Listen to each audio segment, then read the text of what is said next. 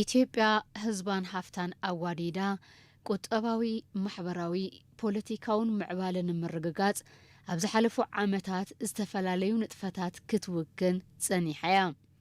ቀዳምነት ክትህቦም ዝግብኦ ነገራት ቀዳምነት በመሃብ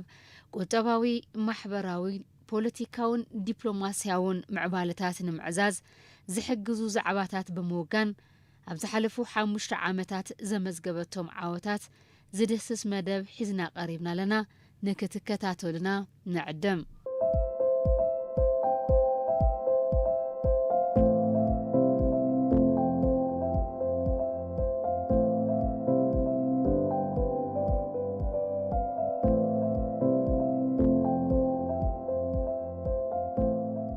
ኣብ ወርሒ መጋቢት 2010 ስልጣን ዝሓዘ ናይ ለውጢ መንግስቲ ኢትዮጵያ ጸጋታታ ናብ ረብሓ ክትውዕል ማሕለኻታት ዝኾኑዋ ጸገማት ንምፍታሕ ህዝቢ ኣብ ጎኑ ንምስላፍን ቀዳምነት ሂቡ ዝሰርሐሉ ዛዕባ ምስ ህዝቢ ምዝታይ ነይሩ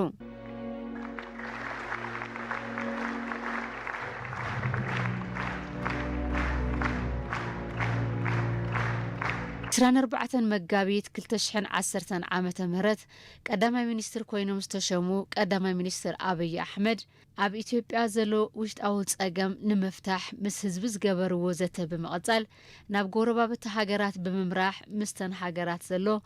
ቁጠባዊ ማሕበራውን ፖለቲካውን ርክባት ሰላማዊ ክኸውን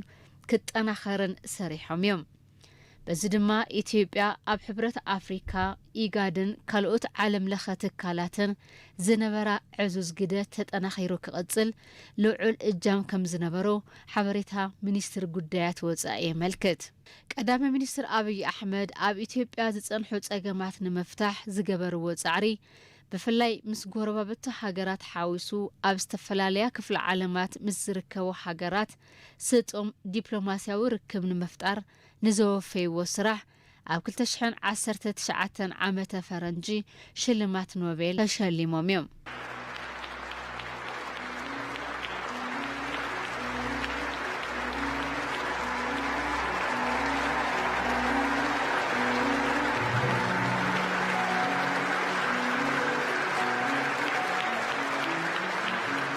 ኣብ ዝሓለፉ 5 ዓመታት ብፍላይ ምስ ጎረባብቲ ሃገራት ኣብ ሓበራዊ ረብሓ ዘድሃበ ዲፕሎማሲያዊ ከይዲ ብምስዓብውን ኢትዮጵያ ምስተን ሃገራት ዘለዋ ሰላማዊ ርክብ ክብ ኣቢላ እያ ማሕበራዊ ቁጠባውን ፖለቲካውን ርክባታ ብምጥንኻር ኣብ መንጎ ህዝብታት ዝህሉ ስጡም ርክብ ንኽዛይድውን ዝተፈላለዩ ዕውት ስራሕቲ ተሳልጥ ከም ዘላውን ሓበሬታ ሚኒስትር ጉዳያት ወጻኢ የረድእ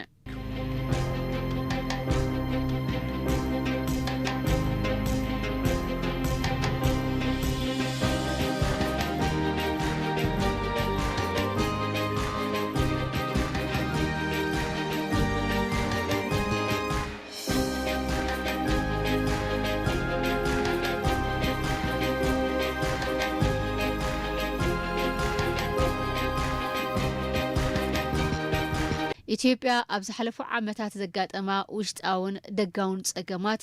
ብዲፕሎማሲያዊ መንገዲ ንምፍታሕ ዝገበረቶ ምንቅስቓስ እውን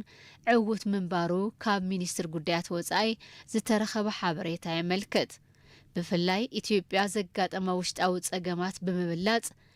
ብ2003 ዓመተ ምህረት ጀመረቶ ዓብይ ግድብ ህዳሴ ኢትዮጵያ ኣብ መፈጸምትኡ ኸይበጽሕ ካብ ዝተፈላለዩ ሃገራትን ትካላትን ዝበጽሓ ጽዕንቶ ንምምካት ብዘካየደቶ ዕውት ዲፕሎማሲያዊ ስራሕ ፈላማይ ዙርያ ምምላእ ማይ ሓምለ 2012 ኣሳሊጣ ካልኣይ ዙርያ ሓምለ 2013 ሳልሳይ ዙርያ ድማ ኣብ 2014 ኣሳሊጣ እያ ኣብ ወርሒ ለካቲት 2014 ዓመተ ምህረት ፈላማይ ተርባይን ኣብ ወርሒ ነሓሰ 2014 ድማ ብኻልኣይ ተርባይን ሓይሊ ምፍልፋል ጀሚራ እያ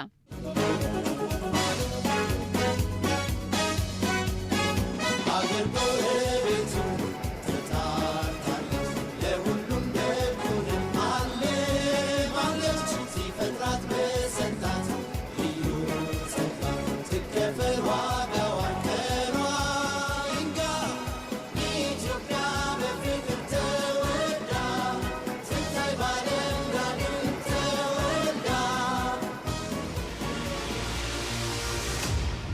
የውሃ ዲፕሎማሲ በውጭ ግንኙነታችን አጀንዳ ቁልፍ ጉዳይ ነው ማለት ዲፕሎማሲ ማይ ብናይ ወጻኢ ጉዳይ አጀንዳና ቀንዲ እዩ እዚ ስራሕና ብምዛም ዝረኸብናዮ ውፅኢት እዩ እዚ ከዓ ብድርድር ጥራሕ እንተይኮነስ ሰሪሕካ ዝተረኸበ ጉዳይ እዩ ስለዚ ብኻልኦት ጉዳያት እውን ናይ ሓባር ጥቕሚ ብዛማእኸለ ንኽቕፅል ክኸውን ማለት እዩ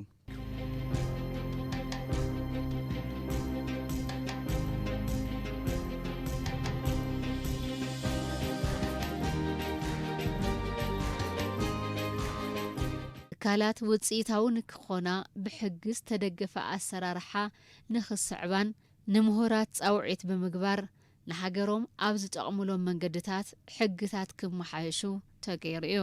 ብዙ ህጎች እንዲሻሻሉ ሆኗል ብዙሓት ሕግታት ክመሓየሹ ተገይሮም እዮም እዞም ሕግታት ምምሕያሽ ድማ ዝተፈላለዩ ትካላት ማለት እውን ትካል ዲሞክራሲ ትካል ፍትሕን ኣብ ኣወዳድባ እውን ምምሕያሽ ንኽወፅእ ተገይሩ እዩ ስለዚ ትካላት ሕጊ ኣብ ምምሕያሽ ብሰፊሑ ተሰሪሑ እዩ ካልኦት ድማ ቦርድ መረፃ ኮሚሽን ሰብኣዊ መሰል ዝኣመሰሉን ካልኦትን ምፅራሕ ይከኣል መሰረታዊ ክበሃሉ ዝኽእሉ ሓደሽቲ ሕግታት ወፂኦም እዮም ከም ምሕደራ ሕግን ኢሉ እውን ዝፀንሑ ሕግታት ንኽመሓይሹ ተገይሩ እዩ ሕጊ ሚድያ ሕጊ ግብረ ራዕዲ ከምኡ እውን ኣዋጅ ሲቪል ማሕበረሰብ ከም ኣብነት ምልዓል ይከኣል እዩ በብእዋኑ የጋጥም ዘሎ ለውጢ ኩነታት ኣየር ንምምካት እውን ህዝቢ ኣብ ሓምለዋይ ኣሰር ክዓስል ፕሮጀክት ሓምለዋይ ኣሰር ብምሕንጻጽ ኣብ መላእ ሃገር ንምግቢ ዝውዕሉን ካልኦት ዘካተቱ ብቢልዮናት ዝቁጸሩ ፈልስታት ተተኺሎም እዮም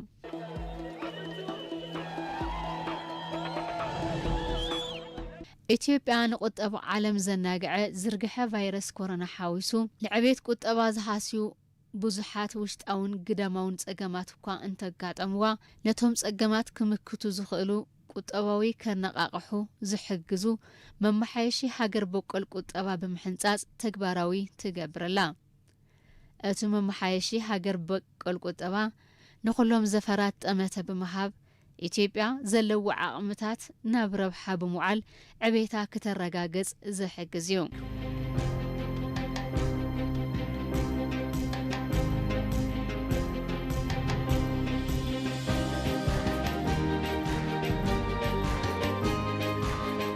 بممحيش هاجر بقول قطبا ጠመተ ካብ ዝተገበረሎም ሓደ ዘፈር ቱሪዝም እዩ ኢትዮጵያ ዘለዋ ተፈጥራውን ሰብ ሰራሕ ጸጋታት ብፍላይ መባጽሕ ዑደተኛታት ክኾኑ ዝኽእሉ ቦታታት ብምልማዕ እቲ ዘፈር ዓንድ ሕቆ ቁጠባ ሃገር ንምግባር ዝተፈላለዩ ፕሮጀክትታት ተሓንጺጾም ኣብ ሓጺር እዋን ስራሕቶም ተዛዚሙ ናብ ስራሕ ከኣቱ ተገይሩ እዩ ካልኦት ህንጸቶም ኣብ ከይዲ ዘለዎ ፕሮጀክትታት እውን ኣለዉ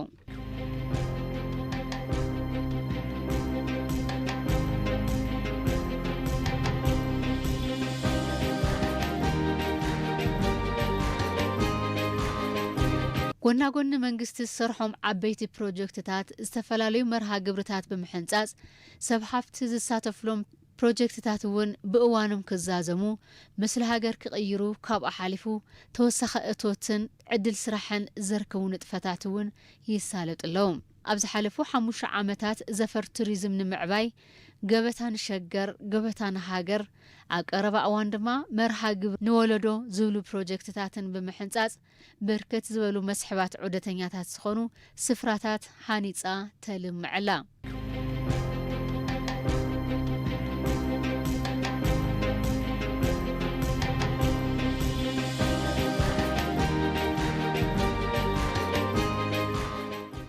ከተማ አዲስ አበባ አንቆልቆሉ ዝርኤን በአግራብ ዝተሸፈነ ውቅብ ገጸ ምድሪ ዘለዎ ጎቦ እንተጠውን ግርሙኡን ትሕዝቱኡን ብዝመጠን መልክዑ ብገበታ ንሃገር ፓርክ እንጠጦ ተሃኒጽሉ እዩ እቲ ፓርክ ድሌት ዑደተኛታት ዘማልኡ ዘበናዊ ግልጋሎታት ዝህቡ ስፍራታት ዝተፈላለዩ ዓይነታት መዘናግዕን ዝሓዘ እዩ እቲ ፓርክ ንቁጠባን ምስሊ ሃገርን ካብ ዝህቦ ረብሓ ብተወሳኺ ኣብቲ ከባቢ ዕንጨይቲ ብምእራይ ይመሓደራ ንዝነበራ ኣዴታትን መናእሰይን እውን ዕድል ስራሕ ፈጢሩ እዩ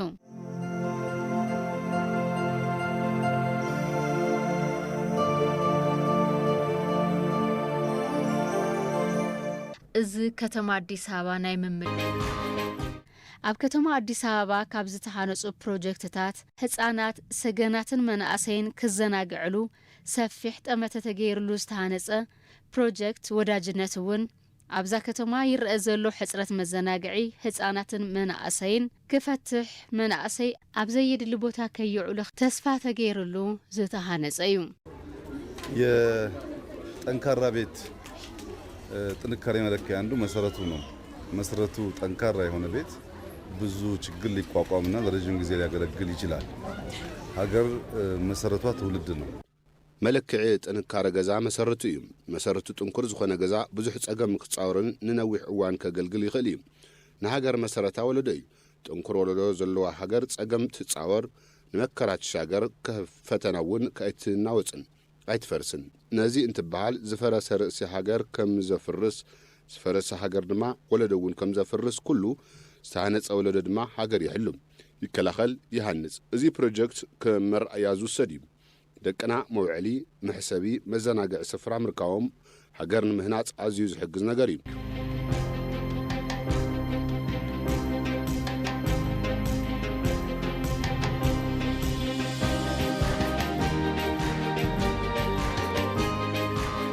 ኣብ መስቀል ኣደባባይ ኣብ ትሕቲ ምድሪ ኣብ 1.2 ሄክታር መሬት ዝዓረፈ ተሽከርከርቲ ጠጠው ዝብላሉ ፓርክ እውን ኣብ ዝሓለፉ ሒደት ዓመታት ህንጸቶም ኣብ ሓጺር እዋን ካብ ዝተዛዘሙ ፕሮጀክትታት ሓደ እዩ። እቲ ፓርክ ንኣውቶቡሳት ሓዊሱ ኣብ ሓደ ግዜ ልዕሊ 1000 ተሽከርከርቲ ናይ ምትእንጋድ ዓቕሚ ኣለዎ። እቲ ፓርክ ድሕንነት ተሽከርከርቲ ውሑስ ንምግባር ኣስታት 200 ዝኾኑ ካሜራታት ድሕንነት ዝተገጠመሉ እዩ።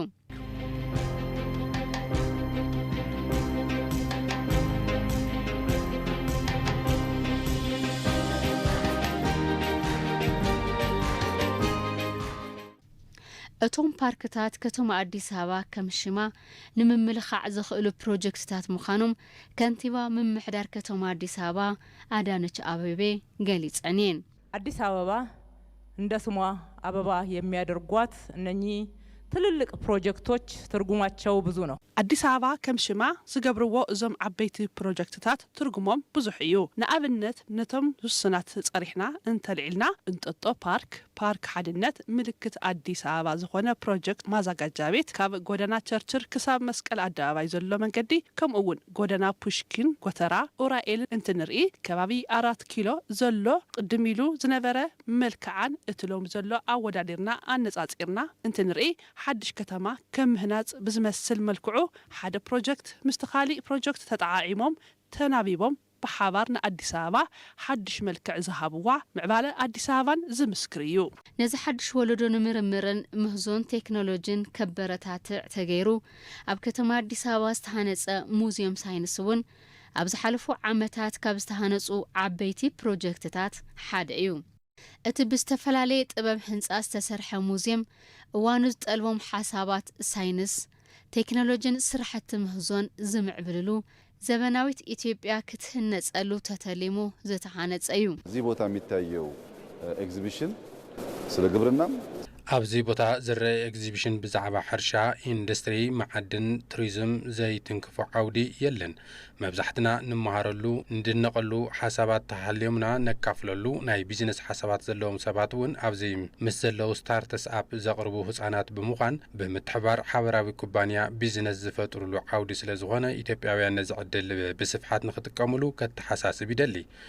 ኣነ ብጣዕሚ እዩ ደስ ኢሉኒ። ቅድሚ ሕዚ ኣብ ዱባይ ቻይና ዝረአ ኩሉ ኣብ ሃገረይ ምርኣየይ ክኢለ ኣለኹ። እግዚኣብሔር ይመስግን። ኢትዮጵያውያን እውን እንኳዕ ደስ በለኩም መጺኹም ኣብዚ ቦታ ክትመሃሩ ከተምህሩ ሓሳብ ከተካፍሉ ይላቡ። ቤተ መጻሕፍቲ ኣብርሆት ሙዚየም ሳይንስ ወለዶ ክሃንጹ ትማሊ ምስሎሚ ሎሚ ምስ ጽባሕ ከተኣሳስሩ ተሓሲቦም ዝተሃነጹ ምዃኖም ቀዳማይ ሚኒስትር አብይ አሕመድ ሓቢሮም እዮም። አብርሆትና ሳይንስ ዋና ዓላማው አእምሮ ላይ ነው። አብርሆትን ሳይንስ ቀንዲ ዕላማኦም ኣብ ኣእምሮ እዩ። ኣእምሮ የማዕብል፣ ኣእምሮ ይዕቢ፣ ኣእምሮ የስፍሕ። ብፍላይ ሰገናት ህፃናት መናእሰይ ካብ ወረርቲ ንምክልኻል ቅድሚ 128 ዓመት ኣብ ዓድዋ ዘመዝገቡዎ ዓወትን ዝኸፈልዎም መስዋዕትን ዝዝክር ሙዚየም ዓድዋ እውን ካብቶም ዓበይቲ ፕሮጀክትታት ሓደ እዩ። እቲ ሙዚየም ካብ መላእ ሃገር ንዓድዋ ብምውፋር መስዋዕቲ ዝኸፈሉ ቀዳሞት ወለዲ ክዝክር ከዘንቱ ዕላማ ተገይርሉ ዝተሃነጸ እዩ ኣብ ውሽጡ ነቲ ኩናት ዝመርሑ ኢትዮጵያውያን መእከበ ኣዳራሻትን ካልኦት ግልጋሎታት ዝህቡ ስፍራታትን ክሕዝ ተገይሩ ብዘበናዊ መንገዲ ዝተሃነጸ እዩ እቲ ሙዚየም ዝተሃነጸሉ ቦታ ሓርበኛታት ኢትዮጵያውያን ናብ ኩናት ንምውፋር ብሓድነት ተኣኻኺቦም ጉዕዞ ዝጀመሩሉ እውን እዩ ኣብቲ ሙዚየም ዝርአ ምልክት ኮምፓስ ባዶ ኪሎ ሜትሮ ድማ ኣብ ኣዲስ አበባ ኮነ ኣብ መላእ እዚ ሃገር ዝርከቡ ቦታታት መዐቀኒ ርሕቐት መበገሲ እዩ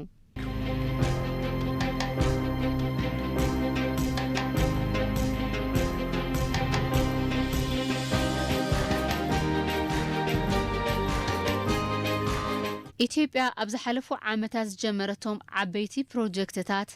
ብዝተተሓዘሎም ግዜን ወፃእን ትዛዝመላ እቶም ፕሮጀክትታት ብእዋኑን ብዝተተሓዘሎም ወፃእን ምዝዛሞም ኢትዮጵያ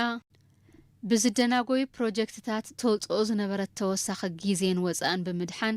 ካልኦት ሓደሽቲ ፕሮጀክትታት ንምጅማርን ንምትላምን ዓብዪ እጃም ኣለዎ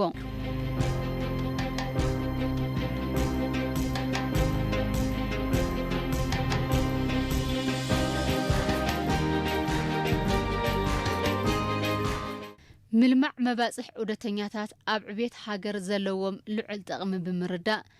ብመፈልፈላይነት ሓሳብ ቀዳማይ ሚኒስትር አብይ አሕመድ ኣብ ከተማ አዲስ አበባ ብ2011 ዝተጀመረ ፕሮጀክት ገበታ ንሸገር ዘዕወቶም ልምዓታት መመገሲ ብምግባር ሰብ ሃብቲ ዘሳተፉ ፕሮጀክትታት ገበታ ንሃገር ካብ 2012 ዓመተ ምህረት ጀሚሩ ኣብ 3 ክልላት ይሳለጥ ኣሎ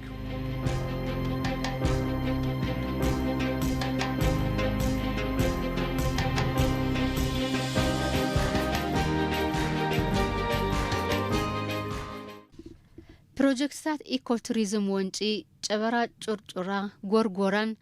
ዝበሉ ስፍራታት መባጽሕ ዑደተኛታት ብፕሮጀክት ገበታ ንሃገር ዝተሃነጹን ይህነጹ ዘለውን እዮም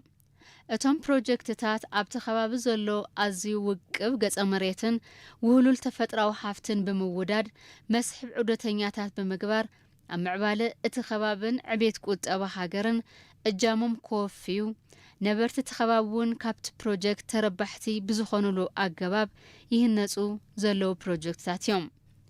ንመባጽሕ ዑደተኛታት ዝኾኑ ስፍራታት ንምልማዕ ኣብ ዝተሓንጸጹ ፕሮጀክትታት ዓቕሚ ዘለዎ ኩሉ እጃሙ ኮወፊ ከም ዝግባእ ድማ ቀዳማይ ሚኒስትር አብይ አሕመድ ሓቢሮም አቅማቸው የቻለ ዜጎች በሙሉ ዓቕሚ ዘለዎም ዜጋታት ኩሎም ብዝተፈላለየ መንገዲ ንገበታ ሃገር ዝኽእልዎ ይገብሩ ኣለዉ እዚ ስራሕ ተጠናኺሩ ክቕጽል ኣለዎ ባህሊ እውን ክኸውን ይግባእ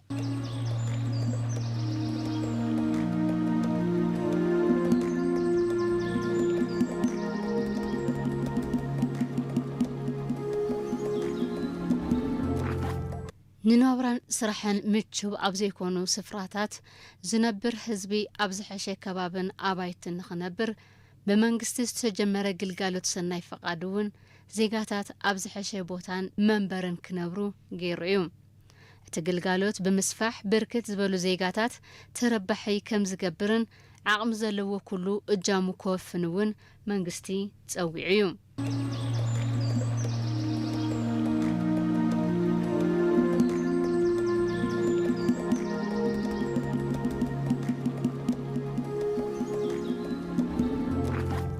ሓንቲ ሃገር ከም ሃገር ኣብ መድረኽ ዓለም ፀብለልታ ከተርኢ ተሰማዓነታ ክብል ዝኽእል ዓቕምታታ ኣብ ረብሓ ክተውዕል ኩሉ መድያዊ ምዕባልኣ ክተረጋገጽ ኢትዮጵያ እውን ንዓመታት መላለይኣ ኮይኑ ዝጸንሐ ድኽነትን ድሕረትን ንምእላይ ዝተፈላለዩ ፕሮጀክትታት ሓንፂፃ ተግባራዊ ትገብር ዘላ ሃገር እያ ካብ ዝሓለፉ ዓመታት ጀሚራ ድማ ብምግቢ ዓርሳ ንምኽኣል ዝተፈላለዩ እታወታት ብምጥቃም ንመስኖ ሓጋይ ፍሉይ ጠመተ ሂባ ትሰርሕላ ንዝራእቲ ፍረምረን ኣሕምልትን ምቹው ዝኾኑ ከባብታት ብምልማዕ ብምግቢ ዓርሳ ንምኽኣል ዝጀመረቶም ምንቅስቓስ እውን ውፅኢት የምጽአሎም ብፍላይ ስርናይ ብመስኖ ሓጋይ ብምልማዕ ልዑል ሸርፊ ወጻኢ መዲባ ተእትዎ ዝነበረት ስርናይ ክተተርፍ ክኢላ እያ ካብኡ ሓሊፋ ድማ ፍርያት ስርናይ ኣብ 2015 ዓመተ ምህረት ሰደድ ምግባር ጀሚራላ ካብ እዋን ሽፋኑ ብምስፋሕ ፍርያት እውን ኢዛይድ ዘሎ ልምዓት መስኖ ሓጋይ ኣብ 2015 1.5 ሚልዮን ሄክታር መሬት ብምልማዕ 47 ሚልዮን ኩንታል ምርካብ ተኻኢሉ እዩ ኣብዚ ዓመት ድማ 3 ሚልዮን ሄክታር ብምልማዕ ልዕሊ 100 ሚልዮን ኩንታል ምርካብ ዝኽእል ዓቕሚ ተሃኒጹ እዩ 3 ሚልዮን ሄክታር ነው ዘንድሮ የምናርሰው ኣብዚ ዓመት 3 ሚልዮን ሄክታር መሬት ንምልማዕ ኢና ተሊምና ዘለና ካብ ዓሚ ብ1.7 ሚልዮን ሄክታር መሬት ልበልጽ እዩ ልዕሊ ዕጽፊ እዩ ብፍርያት እውን ዓሚ 47 ሚልዮን ኩንታል ዝኸውን ፍርያት ኢና ረኺብና ኣብዚ ዓመት ድማ ልዕሊ 100 ሚልዮን ኩንታል ፍርያት ንምርካብ ትጽቢት ይግበር እዚ ኣብ እዋን ሓጋይ ጥራሕ እዩ ፍርያት ስርናይ ሓጋይን ስርናይ ክረምትን ሓዊሱ ልዕሊ 6 ሚልዮን ሄክታር መሬት ኮይኑ ኣሎ እዚ ኣዝዩ ዝረአ ዕቤት እዩ ብብርካ ሃገር ዝተለምናዮ ኣዝዩ ሰፊሕ ስለ ዝኾነ ኣብዚ ዓመት 3 ሚልዮን ሄክታር እንተዓዊትና ፍርያት ስርናይ ክረምትን ሓጋይን እንትድመር ከምቲ ዝበልናዮ ሰደድ ንምግባር ጥራሕ ዘይኮነስ ንብዙሕ ነገር ክውዕል ይኽእል እዩ ቀደም ነፍርዮ ካብ ዝነበርና ብብዙሕ ዕፅፊ ስለ ዝኾነ ነዚ እንተዓዊትና ጥራሕ ኢና ካብ ምልማን ምግቢ ነፃ ዝወፀት ኢትዮጵያ ክንረጋግጽ ንኽእል እዚ ብስራሕቲ ክራማት ጥራሕ ኣይረጋገጽን ክረምቲ ምስራሕና ጽቡቕ እዩ እቲ ኣብ ክራማት ዝነበረ ዝራእቲ እንትእከብ ሃጋይ እውን ክንሰርሕ ኢና ሃጋይ ምስ ወዳእና ድማ ኣብኡ እንዳሃለና ስራሕቲ ክራማት ክንቕጽል ኢና ሌማት እውን ከምኡ ሓምለዋይ ኣሰር እውን ብተመሳሳሊ እዚ ኩሉ እንትድመር ምዕባለ ኢትዮጵያ ብዘይጥርጥር ክነዕውቶ ኢና